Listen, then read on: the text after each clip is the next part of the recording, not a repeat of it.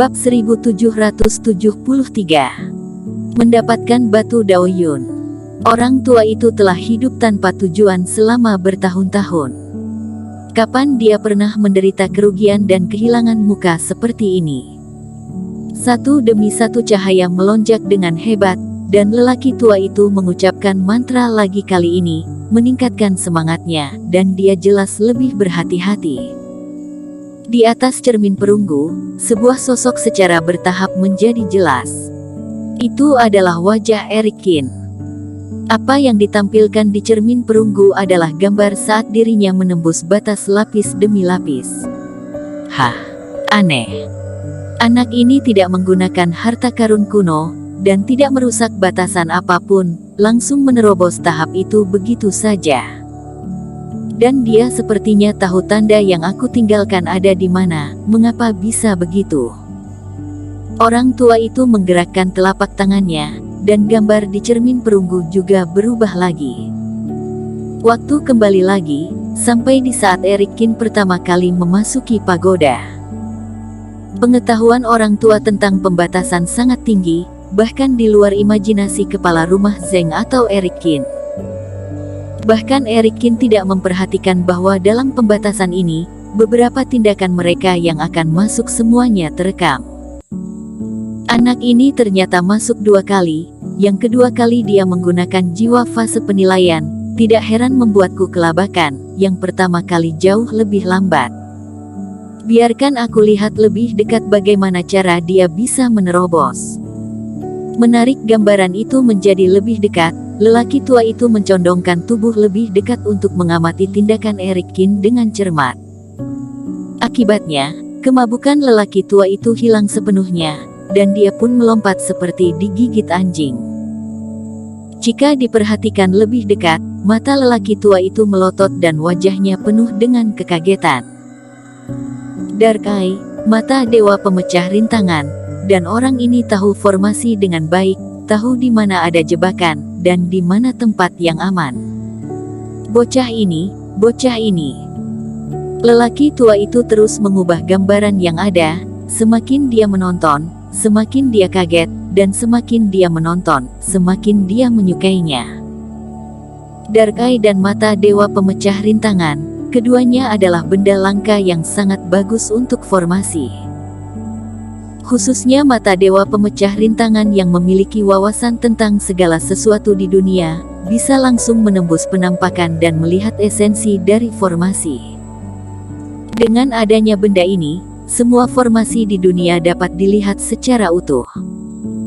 Apalagi Eric Kin telah menyerap mata dewa dan membuka efek mata dewa.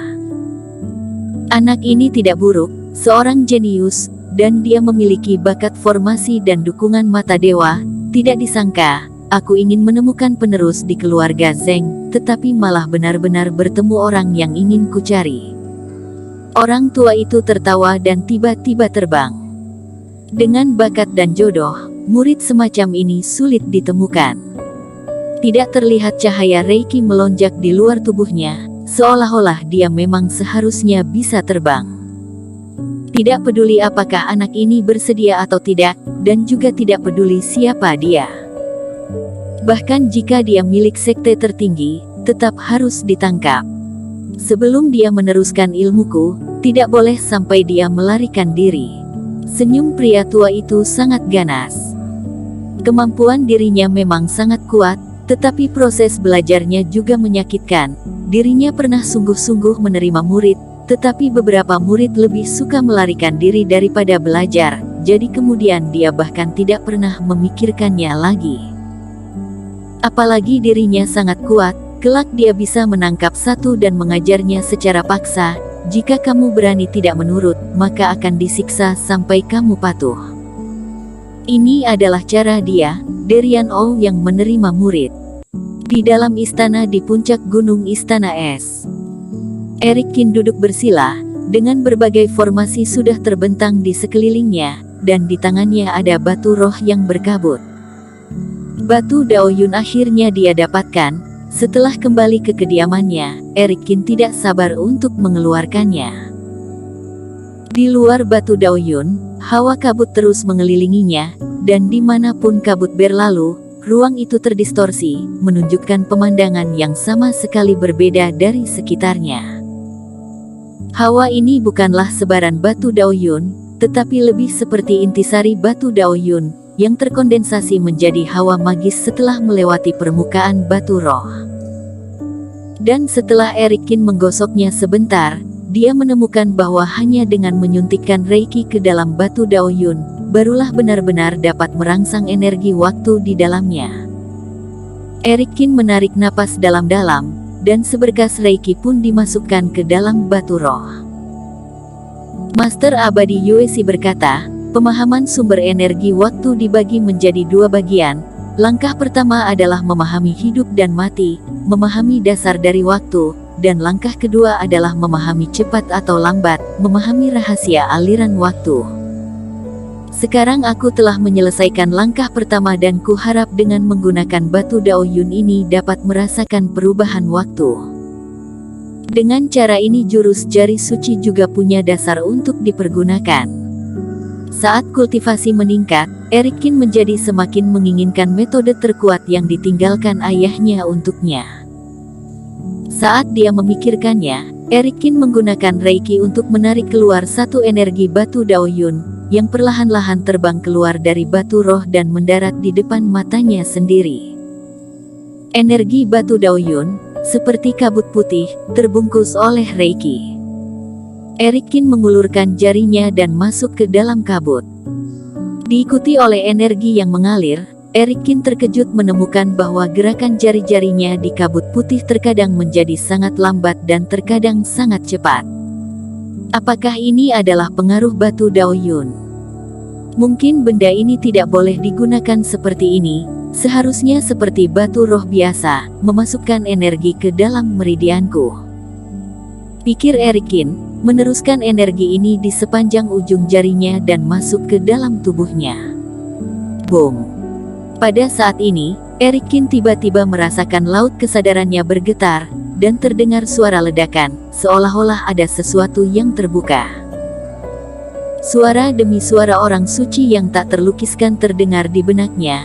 Mereka sedang melafalkan beberapa prinsip surga dan bumi yang misterius dan rumit, seolah-olah sedang berkhotbah kepada kultivator. Namun, suara itu meraung seperti sambaran petir, membombardir Eric Kin hingga jiwa dewanya tidak stabil.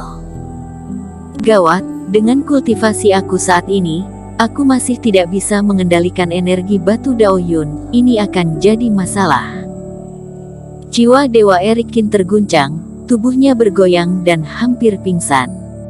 Kabut putih itu terus bersirkulasi di dalam tubuh, mengubah aturan waktu kemanapun dia lewat. Untuk sesaat, jantung Eric Kin berdetak kencang, atau Reiki berjalan dengan liar, atau tidak bergerak sama sekali. Hawa ini berlari liar dan tidak bisa dikendalikan sama sekali, membuat Eric Kin sangat menderita.